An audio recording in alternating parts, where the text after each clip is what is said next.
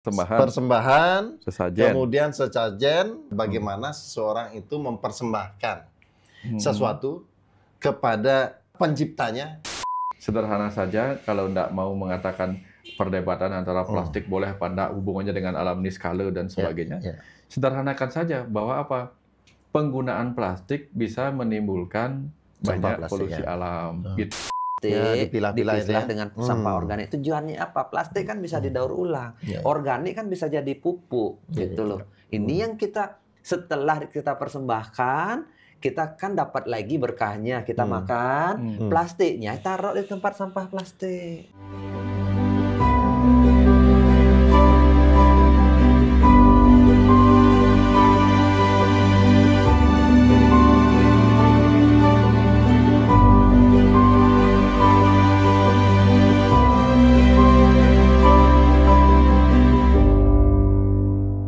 Salam Rahayu, Rahayu, Punapi Gatra niki.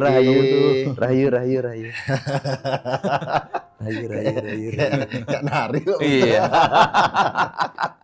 Pokoknya tetap nih. Pak dokter lagi sibuk. Tapi ini kan Pak dokter. Sukses No success without failure. Tidak ada sukses tanpa kegagalan. Karena ada nulis let's going big together. Tidak ada masa-masa lilung-lung kata-kata.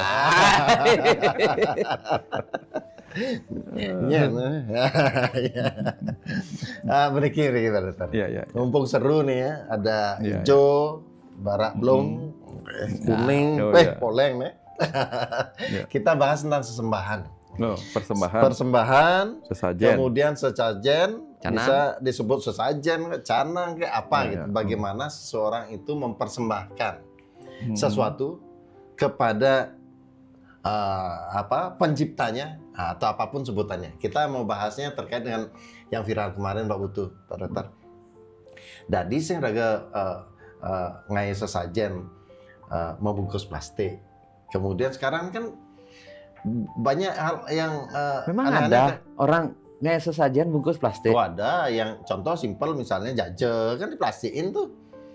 Sekarang sajen-sajen ini banyak yang aneh-aneh. Ada yang Yakult, Yakult ditaruh. Kemudian saya pernah lihat begini Pak dokter, di satu pura kita kan tabuh tuh pakai apa, arak kan, caratan dulu arak niki napi bir dalam hati niki mulai kafe atau mulai apa gitu dia pikirnya. Nah sekarang pertanyaan ya saya sangkutkan ke ini dulu deh, ke perbedaan pendapat, boleh nggak dikaput plastik atau dibungkus plastik atau enggak, atau bagaimana gitu. Kira Pak dokter deh, Pak dokter aja dah. Yang gitu-gitu kita belakangan aja Pak Putu. Kasih Pak dokter. Ya kebetulan dia juga ditanya hal yang sama sih kemarin Surya. Iya. Tentang persembahan yang pada saat dihaturkan itu berbungkus plastik. Iya. Dari sudut pengupas mengatakan itu keliru, tidak boleh. Karena sejak dulu orang-orang Bali tidak pernah memakai plastik untuk mengaturkan persembahan. Karena dianggap yang layak diaturkan itu adalah sesuatu yang ada perananya atau energinya. Makanya ada buah, ada ayam atau apapun yang dipersembahkan itu pasti yang segar dan ada energinya, perananya gitu. Karena itulah yang kita persembahkan kepada beliau yang bersifat energi cahaya, dewa, deep dan sebagainya. Sehingga kalau kita bungkus dengan plastik itu sendiri kan tidak ada perananya. Tidak ada manfaat perananya. Tidak seperti kalau dupa misalnya yang ada bahan bakarnya begitu. Sehingga agak membingungkan juga sih sebenarnya. Kenapa demikian? Karena plastik itu kan kalau dibakar juga dia juga bahan bakar. Yang menjadi pembeda seperti ini Pak dokter. Yang satu sisi mengatakan ada misi plastik, satu sisi mengatakan misalnya nih, bayangkan kita buat satu gebogan atau apa, ada ayam bakarnya sana ataupun ayam panggang. Ya kalau nggak dibungkus plastik mungkin kan ada lalat, ada debu atau apa. Nah sisi higienisnya yang ditonjolkan. Satu sisi mengatakan, perananya ditonjolkan bahwa plastik itu tidak mengandung perana atau apa. Satu sisi menonjolkan higienisnya. Nah gimana nih? Masih ingat Surya kemarin pas kita embos Pak Putu, ada yang bertanya. Jadi ada peserta embos kita dari Australia Pak Putu. Oh iya. Orang Bali tapi tinggal di Australia. Dia pulang dan dia bertanya tentang persembahan. Walaupun pertanyaannya waktu itu adalah apakah persembahan itu pada saat mempersembahkan itu kita boleh meminta atau pada saat sembahyang boleh meminta? Itu pertanyaannya. Nah pada saat itu kan yang sampaikan bahwa ada beberapa jenis orang dalam sembahyang itu.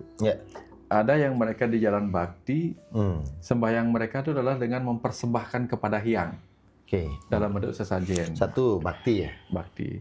Mempersembahkan hasil bumi segala macam dalam bentuk bakti kepada Tuhan sebagai Sang Raja. Dianggap pemilik lahan di mana kita bercocok tanam dan menghasilkan hasil bumi panen gitu. Dipersembahkan kepada para raja. Dihias persembahannya. Dan dijaga sedemikian rupa agar tetap bersih. Jadi kalau konteksnya melihat seperti itu, tentu dalam dibungkus plastik itu tidak ada masalahnya. Karena tujuannya seperti yang Surya bilang. Tujuannya adalah mempersembahkan sesuatu dalam bentuk yang tetap segar. Nah misalnya begini, apakah kita mau nih mempersembahkan kepada raja? Misalnya nih, kita lagi bawa nasi untuk raja dipersembahkan. Mau nggak bawa tangan aja? Yang penting nasinya kita persembahkan, tapi tangan kita kotor. Atau kita pakai alat tempat, atau kita bahkan bungkus. Nah, zaman dulu dibungkusnya dengan daun, karena belum ada plastik. Zaman sekarang dibungkus dengan plastik. Kalau plastik hanya dilihat oleh orang biasa, orang yang mempersembahkan hanya sebagai sarana untuk menyebabkan itu tetap segar, tetap steril, tetap bagus, maka tidak cocok dikaitkan dengan prana. Tapi kalaupun dikaitkan dengan prana, apakah plastik tidak bisa ditembus oleh prana? Gitu kaitannya sekarang. Ya, kalau kita bicara seperti itu kan agak jauh. Atau sederhana sajalah. Sederhana saja kalau tidak mau mengatakan perdebatan antara plastik boleh apa enggak, hubungannya dengan alam niskala dan sebagainya. Sederhanakan saja bahwa apa? Penggunaan plastik bisa menimbulkan banyak polusi alam. Itu misalnya bawa ke sana aja lebih simpel Surya. Daripada kita kaitkan dengan prana apa betul ya.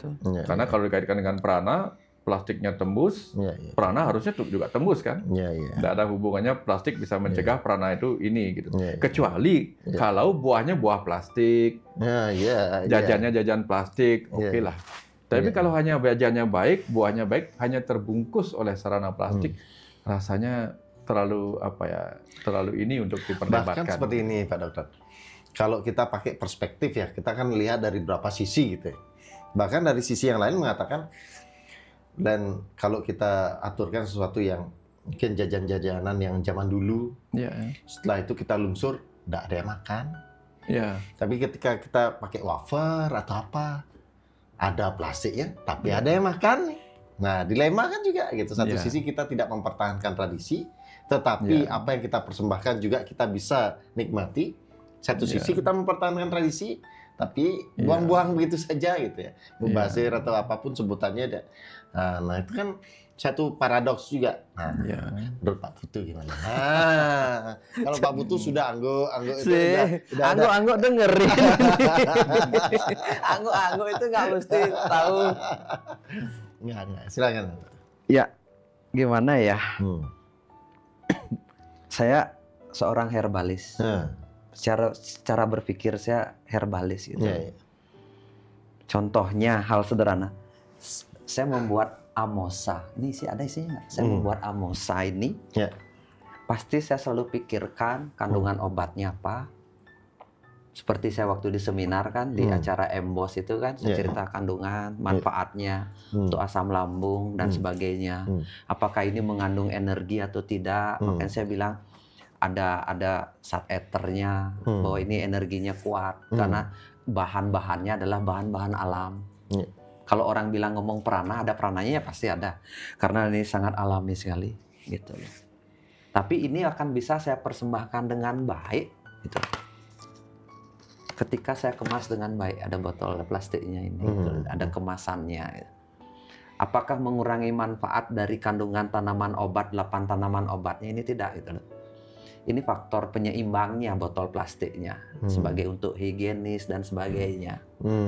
Tetap sebagai untuk pelengkap dan sebagainya. Faktor penyeimbangnya. Iya, penyeimbangnya. Karena kalau itu dibiarkan keleleran, ya harus airnya buat dulu, wajib kan harusnya buat sekarang, harus diminum sekarang sehingga tidak nilai manfaatnya berkurang, habis dia, kalau enggak gitu rusak. Makanya kita buat kemasannya bagaimana dikemas dengan bagus dan terpaksa akhirnya pakai botol seperti ini. Tapi di sisi lain, apakah plastik berbahaya? Ya pasti merusak lingkungan, udah pasti dan sebagainya. Tapi kan ini plastik itu bisa kita nanti kalau benar kita mengolah, sudah ada teknologinya, daur ulang dan sebagainya. Disitulah keseimbangan yang harus kita munculkan cara berpikirnya. Kita tidak boleh memvonis, ini harus plastik pasti tidak bagus, pasti ini enggak, gitu loh. Karena dari sudut pandang ini saja, kita sudah bisa melihat bahwa obat pun harus dikemas ulang supaya dia bisa bermanfaat untuk banyak orang.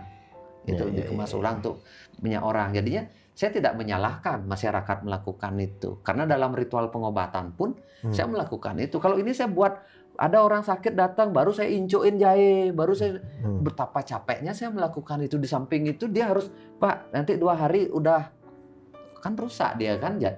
Jahe kita buat sekarang, terus kita simpan, wadahin apokaden gitu loh, kita bingung. Mungkin kita botolin pakai gelas begini, 2 hari pasti rusak. Paling lama seminggu. Kalau ini kan bisa tahan setahun misalnya, dikemas dengan seperti ini gitu. Jadinya menurut saya ritual pun mirip seperti itu, gitu loh. Sama seperti contohnya, kita bikin emboss gitu loh. Contoh ini, kita bikin seminar emboss, itu apakah berguna atau tidak bagi masyarakat? Ya pasti berguna, materi kita bagus. Tapi konsekuensinya dia harus bayar kan itu. Misalnya kita bikin, tapi mereka datang, mereka tidak merasa dirugikan karena banyak dapat manfaat. Mereka ngerti tentang kehidupan, bagaimana cara menyembuhkan dari penyakit dan sebagainya.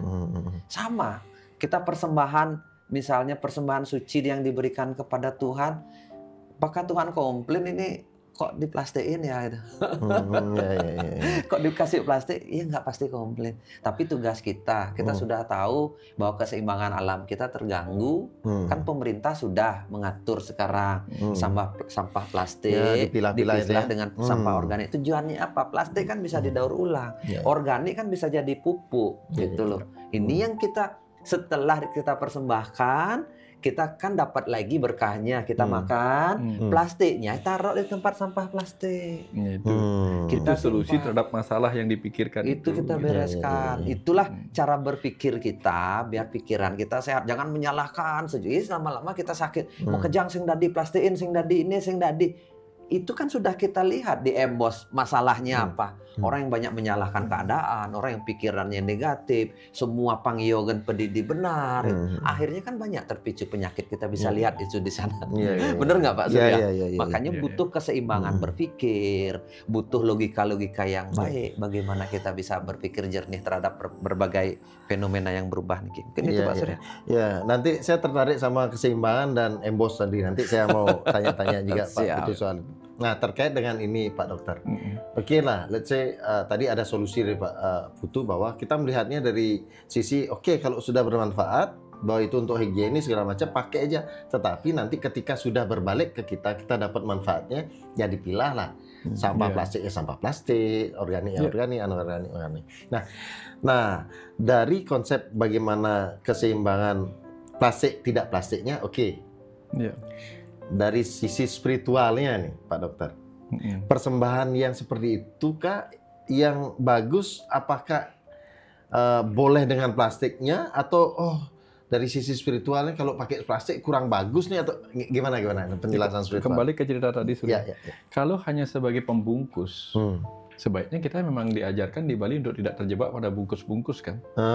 Tapi kita terjebak kita menggali kedalamannya. Isinya. Kalau misalnya seperti yang bilang tadi, untuk memudahkan, ya buahnya plastik, jajannya plastik, sehingga tidak pernah ganti-ganti lagi. Buah palsu lah. Buah palsu lah itu intinya. Nah, itu baru tidak masuk akal. Tidak ada perananya itu karena benda mati kan. Tapi kalau buahnya segar, baru ini dibeli di pasar dan sebagainya, dan dibungkus, itu kan hanya kemasan. Seperti kalau kita mempersembahkan kepada raja dan kita bungkus serapi mungkin supaya rajanya tidak mendapatkan sesuatu yang kotor oleh debu, kotor oleh gerakan tangan dan sebagainya, kan malah lebih bagus. Contoh nih misalnya Surya, ketika kita mempersembahkan sesajen itu kan dibersihin Surya, dibersihin, dibercikin tinta pelukatan. Artinya apa? Supaya secara energi itu bersih semua. Apa bedanya ketika plastik itu melindungi persembahan itu dari energi-energi buruk, misalnya ya tadi kotoran, lalat, apalagi misalnya pas kita mengatakan itu di pura yang lagi wabah lalatnya, bayangkan kalau itu misalnya tuh, nanti ujung-ujungnya yang terjadi apa? Kita pun jadi nggak enak untuk mengambil prasadamnya. Ketika kita tidak mau memakan prasadamnya karena tadi melihat bagaimana lalat dan sebagainya menempel di situ, ujung-ujungnya apa? Koneksi kita dengan yang kita persembahkan jadi nggak ada keyakinan. Loh kok prasadam dari Tuhan tidak mau dimakan sendiri oleh yang mengaturkan? Jadi kesan begitu kan, ujung-ujungnya kebuang. Malah jadi nggak enak, gitu, kebuang gitu kan. Nah seperti itulah. Jadi lebih baik kita melihat logisnya. Contoh misalnya, kayak tadi Pak Putu bilang, bahwa plastik itu menimbulkan polusi lingkungan dan sebagainya, ya udah. Plastiknya setelah dipakai itu beresin di urusan itu, bukan dibawa ke urusan agama yang gini-gini. Mungkin miss-nya adalah bagaimana treatment kita terhadap sampah plastik itu mungkin aja. Itu aja sebenarnya. Karena memang fenomena sampah plastik kan sedang ada masalah. Bahwa sampah plastik jadi masalah di lingkungan hidup, tapi jangan dibawa ke mana-mana. Sebaiknya jangan dibawa ke gini. Karena apa? Kalau kita, Pak Putu masih ingat kan? Kalau yang di Kute nih, kalau kita pakai arak berem itu, arak berem itu kan persembahannya arak dan berem. Tapi alatnya kan plastik bahannya juga. Gitu. Apakah itu juga jadi masalah? Jadi kan agak susah juga kita berpikir ke arah itu. Ya, kemudian mengaturkan dupa misalnya ke pura. Dupa juga dibungkus sama plastik. Kan perubahan terjadi dalam kehidupan. Kalau dulu kan tanpa dupa ya pakai pasepan. Itu kan tanpa plastik, tanpa apa. Tapi dengan sekarang jadi dupa, pasepan yang kecil itu kan dupa. Tapi kan ada plastiknya. Kita nggak bisa melawan peradaban baru ini. Dan saya tertarik, saya sambung sekarang terkait dengan bagaimana keseimbangan. Nah sebetulnya kan konsep di Bali itu adalah kan konsep keseimbangan, Pak Putu pada utara. Dua benede, keseimbangan, jalur tengah, bagaimana kita membalancekan lingkungan, manusia dan ke atasnya kan gitu. Nah kaitan dengan tadi Embos Pak Putu sebut keseimbangan. Kayak ini ada ide baru deh nih, ataupun ada program baru yang mungkin juga tentu kita kan dalam hal ini ingin sekali apapun yang kita punyai akan lebih bermanfaat, kan itu konsepnya. Banyak orang membutuhkan hal-hal yang mungkin saja mereka belum dapatkan sebelumnya, sehingga penting juga untuk mereka dapatkan. Nah, dari konsep keseimbangan ini apa nih? Ada program apa nih Pak Putu? Di Embos kah, ada mitos atau gimana nih Pak Putu? Gimana? Dari acara Embos yang sudah berlangsung kita 3 kali ini, tahun lalu sama Januari terakhir kemarin, kita akhirnya menemukan bahwa orang yang hadir ke Embos itu banyak punya problem dalam kehidupannya. Itu banyak sekali punya masalah. Dan bahkan begini Pak Putu, saya potong, bahkan cepat banget ya, betul. Nggak cukup waktunya untuk bertanya, untuk berdiskusi lagi, karena memang padat sekali dari pagi sampai sore, bahkan targetnya jam 5 selesai, kadang jam 7, dan mereka masih antusias bertanya dan sebagainya. Karena mereka melihat ternyata Embos ini bisa sebagai alat untuk membantu mereka atas problem-problemnya. Nah, tapi Embos saja sendiri masih kurang. karena banyak problem yang harus kita selesaikan berupa lifestyle yang kita bangun. Makanya kita akan ada rencana kan, dengan Pak Dokter sempat diskusi akan bikin retreat. Bikin retreat di mana kita akan menunjukkan bagaimana kita akan belajar bersama bagaimana membangun gaya hidup sehat yang dengan tema Faras Balancing Life. Faras Balancing Life. Ya, tema lanjutannya dari EMBOS ini. Lanjutannya dari EMBOS kan awalnya energi, mind, body, and soul healing. Jadinya one day healing. One day healing ini penerapannya nanti, one day healing ini nanti penerapannya berupa bagaimana membangun gaya hidup yang seimbang. Bagaimana membangun gaya hidup yang seimbang, gitu. Karena setelah mereka ikut EMBOS, terfilter ke tempat-tempat praktek saya, ada yang hadir ke tempat praktek terapi. Gitu. Mereka benar-benar kan kita memasukkan data kan, sakitnya apa, ada yang kanker, ada yang miom, ada yang kista, berbagai jenis penyakit yang kita data. Nah, rata-rata saya lihat problemnya itu adalah mereka hidupnya itu dalam tanda kutip balance life-nya itu yang bermasalah. Ketidakseimbangan di dalam hidupnya sehari-hari, balance life. Ada yang hanya ngejar karir saja mati-matian, tidak peduli sama tubuh dan sebagainya gitu loh. Ada yang penuh dengan tekanan, ada yang lupa sama badannya gitu loh. Tidak ada keseimbangan keluar dan ke dalam. Ada yang hanya khusus ternyata meditasi aja, ternyata juga masalah. Saya vegetarian loh Pak Putu, saya sudah begini. Kok saya kanker juga gitu loh, punya problem. Ternyata juga salah juga gitu loh. Tapi bagaimana kita menemukan keseimbangan hidup itu yang jauh lebih penting. Makanya kita rencananya ini kan diskusi dengan Pak Dokter. Pak Surya waktu itu nggak ikut ya. Kita meeting berdua di kantor waktu ini gitu loh. Akhirnya kita menemukan solusi. Yuk kita jadi buat retreat. Temanya Nepi. Itu makanya membangun kewarasan dengan balancing life itu. Faras balancing. Rencana berapa lama? Perkiraan. 3 hari 2 malam. 3 hari 2 malam. Biar kita bisa diskusi asik. Juga ada kegiatan, ada yoga, ada meditasi, ada diskusi, ada makanan sehat. Seperti itu. Jadinya kita bonding lah. Seperti membuat komunitas. Bagaimana kehidupan yang balance itu supaya ketemu. 3 hari, mudah-mudahan kita dapat nanti rencananya di Bedugul, mudah-mudahan dapat hotelnya. Tapi bulan Mei, tanggal 16, 17, kalau nggak salah 16, 17, 18 Mei rencananya. Ya nanti ya kita bertiga, kalau ada butuh yang lain nanti meditasi dan kelas, ada pembicara yang lain, itu ada kegiatan-kegiatan yang lain nanti bisa kita ngasih artinya tambahan. Secara konsep adalah bagaimana seseorang dibantu untuk mulai kalau bahasa saya menginstal kesadaran tentang balance kehidupan yang seimbang itu ya. Pak Putu. Nah dari kata retreat itu gimana Pak Dokter? Retreat itu apa sih? Fungsinya apa sih retreat itu atau gimana sih retreat itu? Supaya nantinya ada pemikiran seperti ini khusus orang Bali saja atau apa kayak gitu loh maksudnya. Kadang kan banyak orang sibuk dengan kehidupan sosial. Bahkan mengalami beban yang panjang, beban yang berat, kehidupan yang penuh stresor di kehidupan sosial itu. Sehingga sesekali waktu mereka butuh menjauh. Menjauh dari keramaian, menjauh dari hiruk pikuk informasi. Mereka pergi retreat. Nah, retreat itu seperti mengasingkan diri, menyepi seperti itu.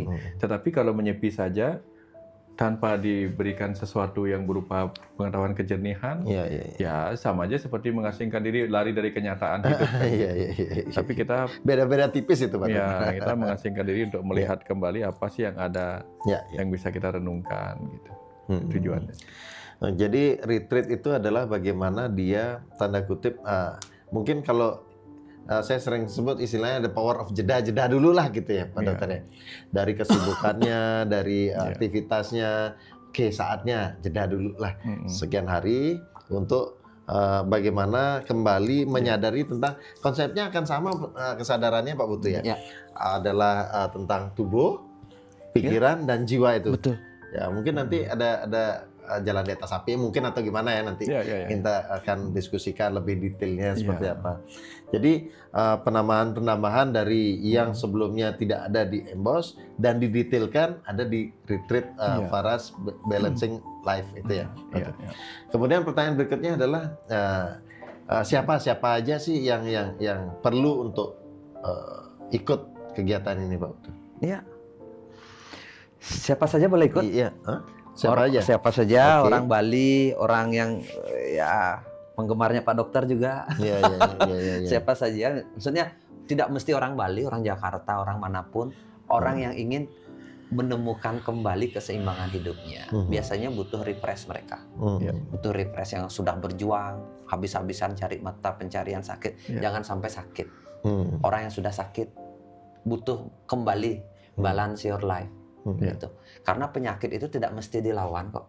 Saya sering ketemu orang datang ke rumah terapi yang sudah capek berobat ke sana kemari. Ada yang sakit kanker, sudah divonis metastase ke semua tubuhnya dan sebagainya, sudah dikasih. Kan pengobatan dunia medis itu kan membunuh, melawan kan. Melawan apa? Sel kanker dengan cara kemo, dengan sinar, operasi, itu kan melawan. Saya selalu mengatakan ketika jalan melawanmu sudah habis gitu, ada saatnya jalan berdamai, jalan berkawan, yaitu bagaimana kita merangkul kembali tubuh kita, menemukan kembali siapa kita itu, yang mungkin selama ini tubuh kita marah, dia menjadi sel perusak, yang dulu dia sel baik menjadi sel perusak. Ada apa sebenarnya di dalam? Apa yang terjadi di dalam tubuh kita itu yang perlu kita perbaiki, Pak Surya, Pak Dokter. Dan disitulah butuh keseimbangan, butuh pola pikir yang benar yang harus kita bangun. Ya setidaknya orang-orang inilah yang bisa hadir, yang punya problem fisik, problem mental, problem pikiran. Ayo kita seimbangkan lagi, asah pikir kita bangun lagi, ngumpul bareng, cari suasana dingin, refresh lagi pikiran kita. Sudah benar belum arah hidup kita? Itu loh. Di mana kita salah selama ini? Sudah kita baik belum dengan tubuh kita sendiri?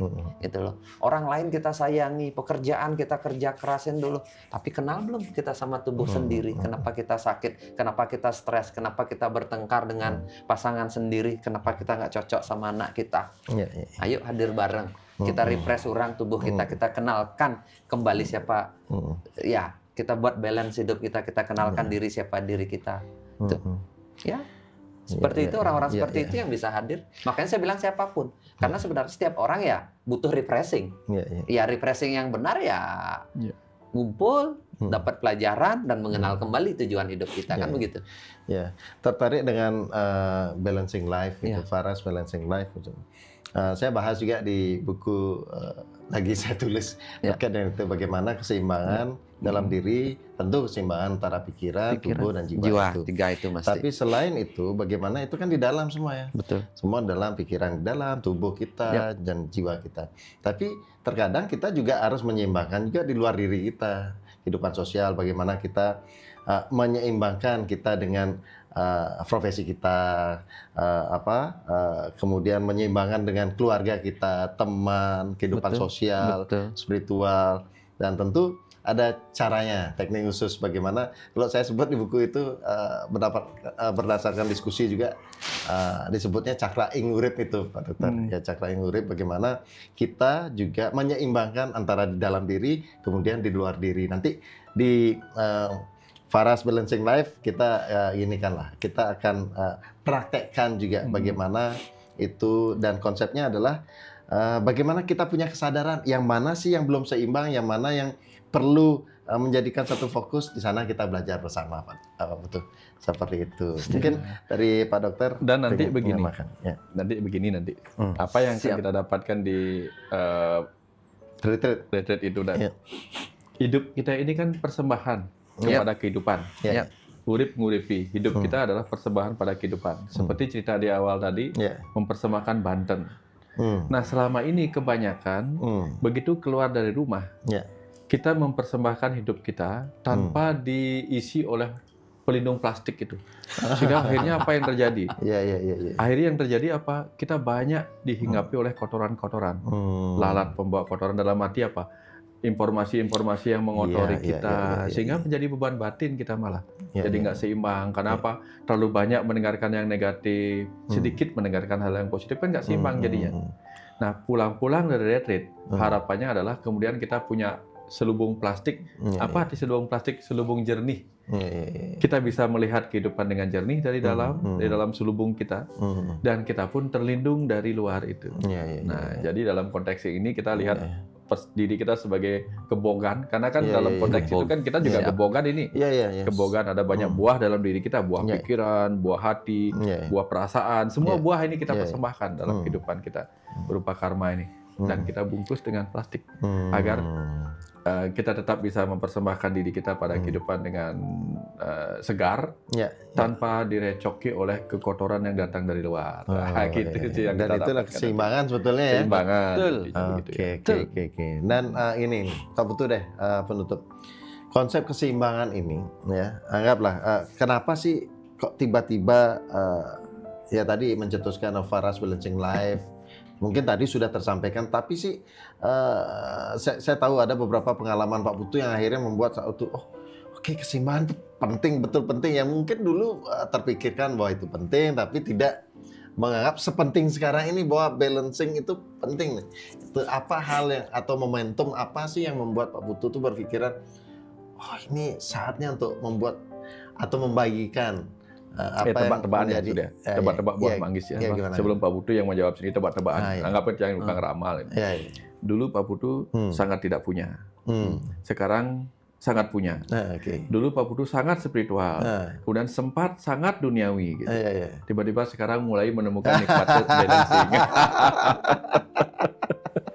Balance sedikit maksudnya, tapi gimana gitu? Kayaknya benar. Ada peluang. Ini tahun 2025 ini Pak Surya. Saya ditanya sama diri sendiri. Apa yang kamu ketika ngomong visi misi perusahaan, Pak Dokter? Visi misi perusahaan kan saya punya perusahaan besar lah Pak Dokter yang menaungi ratusan karyawan kan. Visi misimu apa gitu loh. Sama direkturnya Faras tanya, apa target Pak tuh gitu loh.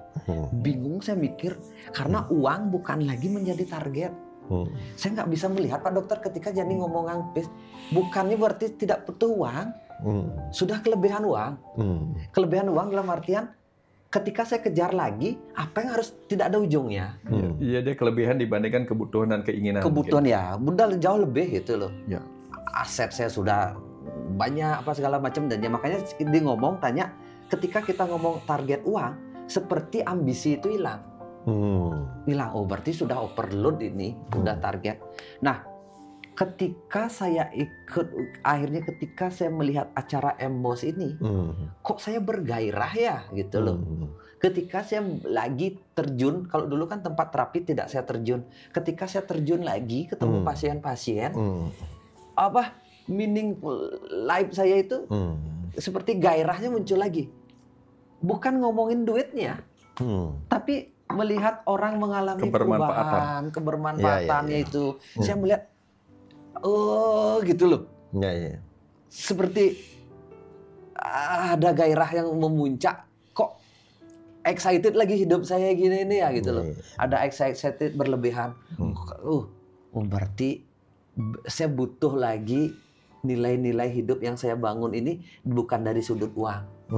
Makanya saya kepikir sama Pak Dokter ini, ketika Pak Dokter ngomong balance life, ini Pak Dokter yang saya butuhkan. Balance life itu maksudnya kita buat komunitas. Komunitas yang bisa berpikir bagaimana membangun keseimbangan hidup. Bukan hanya sendiri kita bertiga saja yang mengerti. Tapi ada komunitas yang besar, bisa suatu saat bertumbuh, kita mengerti apa itu balance life. Karena saya berpikir, saya paham ini dari dulu. Paham dari waktu SMA kuliah. Paham balance life, keseimbangan. Tapi beriring berjalan waktu, ketika saya jalan sendiri, saya kegeser kok. Karena tidak ada penopang keluarga gitu loh. Keluarga dalam artian komunitas ini. Kegeser. Saya ini seorang herbalis. Saya ngerti pola hidup sehat, saya ngerti semuanya. Tapi akhirnya saya terjerumus juga memiliki pola hidup yang tidak sehat. Karena ketarik ke sisi bisnis, uang, meeting harus tiap hari, dikejar jadwal. Lupa akhirnya Pak Surya komunitas ini. Karena apa? Nih, saya penjual herbal, tapi akhirnya gaya hidup saya tidak herbalis. Gaya hidup saya tidak. Tuh, akhirnya kan saya sempat jatuh sakit dan sebagainya. Akhirnya di situ juga saya disadarkan, oh iya ya, gitu.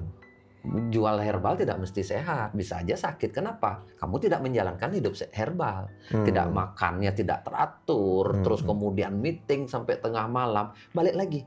Padahal ide balance life itu ada, menjaga hidup sehat, tapi tidak ada komunitas yang benar. Akhirnya kita terjerumus sendiri, jatuh kembali, Pak Surya. Akhirnya saya berpikir, ayo retreat jalan Pak Dokter. Ini komunitas kecil ini kita akan besarkan sampai sebesar mungkin. Kita ada tempat keluh kesah bareng-bareng di komunitas ini, di Paras Balancing Life. Kita bisa saling support. Siapa yang jatuh kita tarik. Ayo ingat loh, ini visi misi kita. Bukan berarti ya bisa saja saya nanti suatu saat bermasalah. Komunitas ini yang mengingatkan, Pak Putu mulai salah nih pola makannya, mulai nih terlalu terjerumus di hedonis. Hedonis itu uang melulu itu misalnya, atau terlalu spiritual sampai lupa duniawi misalnya. Bisa saja Pak Surya. Kalau ini enggak sih kayaknya. Kalau ini enggak sih kayaknya. Kita ini masih kayak gitu ya, ada saling mengingatkan. Makanya kita mulai langkah pertama retreat ini. Nah, tadi ya saya tertarik dengan bagaimana satu insight yang membuat Putu itu sangat-sangat antusias sekali berbagi keluar ya. Yang sebelumnya masuklah, setidaknya begitulah menjadi satu fokus. Sekarang fokusnya justru keluar untuk berbagi tadi, untuk balance tadi. Nah, saya tertarik dengan kalimat ya, bagi kita, bagi beliau, bagi siapa ya, tentu balance itu punya takarannya sendiri. Bagi orang itu apakah balance atau tidaknya, sebetulnya dia yang mampu mengetahui ini sudah balance atau enggak. Nah, salah satu yang nanti kita akan diskusikan yaitu cakra ing urip itu tadi. Bagaimana seseorang mampu mempunyai satu kesadaran, dia menilai dirinya bahwa saya ini sudah balance atau enggak, bukan orang lain yang menilai. Dan tidak kita nanti akan menilai. Peserta menilai dirinya sudah balance enggak dalam kehidupan. Nah, semacam itu. Tuh. Mungkin ada tambahan Pak Dokter sebagai penutup nanti. Karena pada akhirnya dalam ilmu kedokteran, orang yang paling susah menjalani hidup adalah orang yang imbalance. Ya, karena vertigo kan kalau kita imbalance kita. Jadi ketika kita imbalance, gimana menjalani kehidupan? Dalam segala hal memang kita diajak untuk selalu menjaga balancing kita. Makanya sampai disiapkan berbagai alat di tubuh kita, termasuk di telinga kita ini ada alat stabilizer, kaki alat dua, menjaga keseimbangan kaki kita juga, telinga dua, mata dua itu membangun keseimbangan. Yang paling susah menjaga keseimbangannya pikiran kita. Tidak bisa menyeimbangkan antara kebutuhan dan kerja kerasnya yang mana gitu. Yang kita butuhkan adalah kerja cerdas. Kerja cerdas. Iya. Dan saya ini sekali dengan konsep bahwa tadi kita memulai di awal dengan pembicaraan bagaimana membalancekan antara pikiran kita tentu saja melihat fenomena yatnya dengan plastik tadi. Jadi kan kita yang harus membalancekan pikiran dulu untuk menilainya tidak benar atau tidak salah. Tapi ketika itu menjadi satu permasalahan yang menurut kita berarti ada yang nggak balance. Berarti ada yang nggak balance. Ada rasio dan rasa yang tidak balance. Ada urusan spiritual dan agama dan urusan hidup higienis itu tidak balance itu. Dan jadi kacau jadinya cara berpikir kita. Tentu yang menilai balance atau tidak balik lagi ke dalam orang sendiri. Wah, keren nih Pak Utu. Ditunggu nanti kabar retreat kita bulan Mei. Tapi kalau masih merasa jauh, retreat kan masih jauh sekali nih Mei nih. Di pertengahan tahun biasanya kita sudah mulai error nih, misalnya makanya ikut kita buat Mei. Tapi sebelum itu kita ada EMOS di Februari di tanggal 23. Tanggal 23 Februari. Jadinya teman-teman yang punya keluhan kesehatan kah, baik secara fisik pikiran maupun jiwa, ayo ngumpul bareng di Embos dulu. Kita diskusi bareng, tanya jawab bareng. Embos biar tahu. itu 1 hari full? 1 hari full, dari pagi sampai sore. Siapkan waktu. Biasanya yang datang loh Pak Surya, jauh-jauh dari Singaraja. Bahkan luar negeri datang. Luar negeri, Australia datang. Dan yang dari Australia itu ngomong sama saya Pak Surya, ngomong gini, Pak, kapan-kapan kalau ke Australia siap-siap buatin acaranya. Kok semua disuruh begitu ya? Artinya gimana? Gimana? Kenapa dia bilang? Saya perpanjang paspor dulu nih. Karena holistic healing seperti ini tidak jarang ada. Holistic healing jadinya melihat tubuh sebagai satu kesatuan itu sesuatu yang luar biasa gitu loh. Karena kan selalu pengobatan modern itu kan fight gitu aja, lawan pokoknya virus dibunuh itu kan pakai antibiotika dan sebagainya, bakteri. Ini enggak. Kan kita healing, Embos energi mind body soul itu. Seperti itu. Ingat nanti tanggal berapa? 23 untuk Embos, kemudian retreatnya di Mei 16, 17, 18. Mengenai harga dan sebagainya, nanti tempatnya untuk retreatnya tunggu info lebih lanjut. Kita masih survei hotel. Tentu tujuan kita bersama adalah bagaimana peserta mendapatkan manfaat yang semaksimal mungkin. Manfaat semaksimal mungkin. Dan jangka lebih panjangnya lagi, ada komunitas keluarga yang saling support. Community. Doa harapannya mudah-mudahan Pak Putu juga segera punya resort untuk sehingga biaya bisa diturunkan. Mudah-mudahan. Ya kalau ini direncanakan tahun ini, ya mudah-mudahan tahun depan atau 2 tahun lagi udah punya. Kalau tahun ini punya sih belum Pak Dokter. Belum. Pasti ada ngerancang apa segala macamnya. Ya kalau targetnya ini saya kepikir. Ya doakan Pak Dokter. Nanti saya punya dapat lahan yang bagus juga. Kalau tujuannya, kalau ngomongin uang udah menjemukan, tapi ketika kebermanfaatan seru sekali kayaknya. Seru sekali. Oke, luar biasa sekali. Suksma, Pak Putu, Pak Dokter, terima kasih. Wah, diskusinya keren ya. Kita tunggu di Embos dan retreat tadi Paras Balancing Life. Pokoknya tetap di The Mitos Game. Suksma rayu.